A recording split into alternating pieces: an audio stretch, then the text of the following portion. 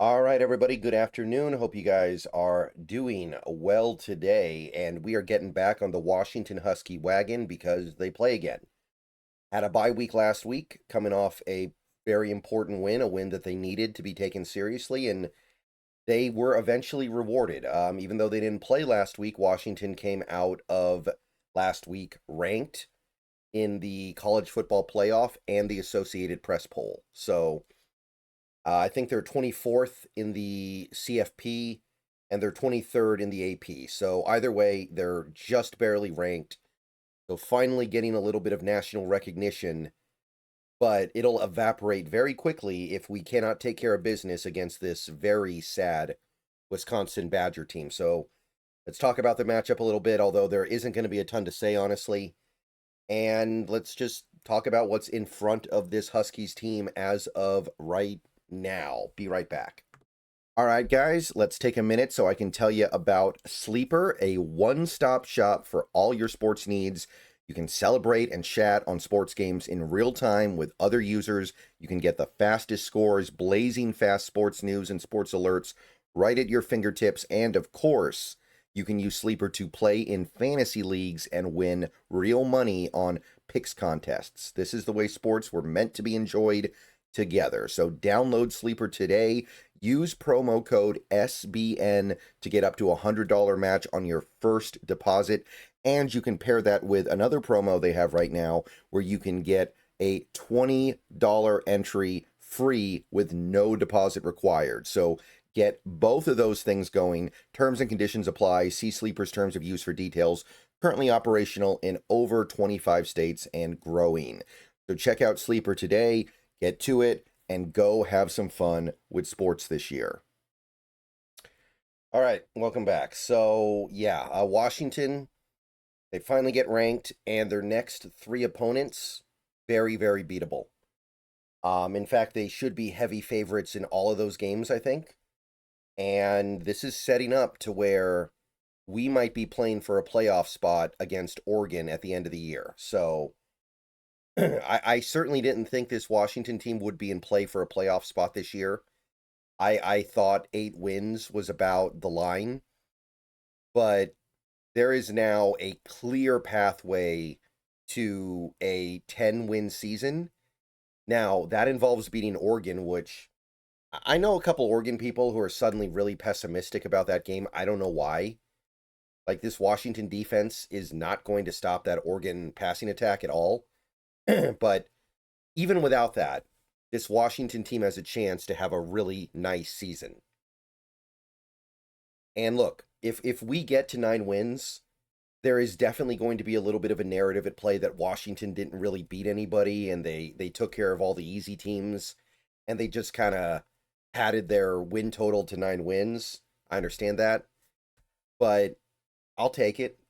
I'm perfectly happy with that. We're not as good as Ohio State. We're not. We're not as good as even unless there's something going on with Oregon that I don't know about. Um, I would say that we're not as good as Oregon. We're not as good as Alabama. We're not as good as those teams. Okay, that's fine. We don't have the players for that. Not right now. We don't have the roster to really go at it with those teams. But this team has really impressed me this year with their ability to take care of business. And while the defense is still a long ways away, this offense has been so explosive and so able to just completely take over a game at any moment that it's made things very, very fun. Doesn't mean you always win, but it has been very fun. So, yeah, overall, let's get these next 3 wins. It starts with this one. Wisconsin, they're bad. They're real bad this year. They won their first 2 games of the year against weak competition. Ever since then, they've been getting completely waxed. Now, they played really good teams. Like, they played Alabama. I believe they played Oregon, and they actually, I think, played okay against Oregon, but they've scored a total of 7 points over their last 3 games combined. They have one of the worst offenses in college football. They can't move the ball. Their passing attack is completely toothless. Finney Anthony, the second's an okay wide receiver, but their quarterback play is bad. They average like 100 rushing yards a game. They average about 150 passing yards a game. There's nothing really going on that offense right now. It might be the worst offense in college football, Division One at least. And defensively, they're okay. But I think the main reason why they're okay is their offense is so bad. Other teams don't feel the need to completely boat race them because if you can score 20 points on Wisconsin, you're good. They're not going to really push you past 20 points. So I think a lot of these teams that could drop like 50 on them, they don't because you don't need to. So there's really not much to say about this Wisconsin team. They're worse than I thought they were. I knew they were struggling this year, but when I actually looked at the numbers this week, I was like, wow, this is a genuine threat to go 2-10. They really might go on a 10-game losing streak to end the season. And quite simply, it's a team that you need to take care of and beat easily. So tomorrow, 1:30, I will be streaming the game. I will be doing the play-by-play. I will be discussing the game live. You guys know the drill if you've been with me for a while now. I don't show the game on screen, but I do play-by-play. I do have a scoreboard up on the screen. I talk about the game as it happens, and whatever is there is to say will be said. But quite simply, I'm expecting things to work. I don't think this Washington defense is very good, but I think it should be more than good enough to completely shut down Wisconsin's offense. I have high expectations tomorrow, and this is the kind of game where the offense should just do whatever they want to do.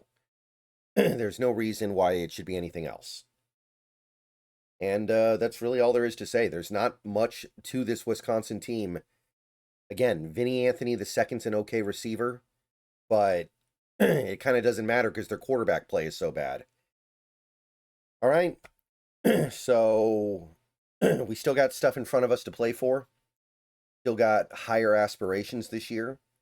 Have a chance to make this a better season than I would have expected, and a season that will pretty comfortably get me on board with having Jedd Fisch be the guy going forward. I know there's a lot of consternation in this fan base right now over whether or not Jedd Fisch is going to leave this offseason. I'm not really going to speak to that right now. It's certainly possible, but I'm looking at some of these, what I'm going to say about it real quick.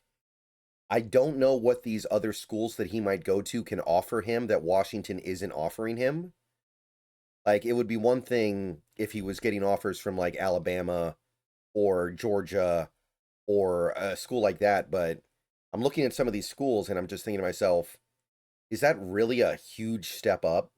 Maybe it's a tiny step up. I don't know what's so appealing about Florida. When was the last time Florida was a juggernaut? What does Florida have that Washington doesn't? They're on the East Coast, I guess. I don't know. I mean, he's been on this side of the country for his whole career, right? He made his name in Arizona. So it doesn't seem like he minds it. I don't know though. There are plenty of complicated things to how this works, but the way I feel about it is let's get through this season and we can worry about that in the off season. All right. See you guys later.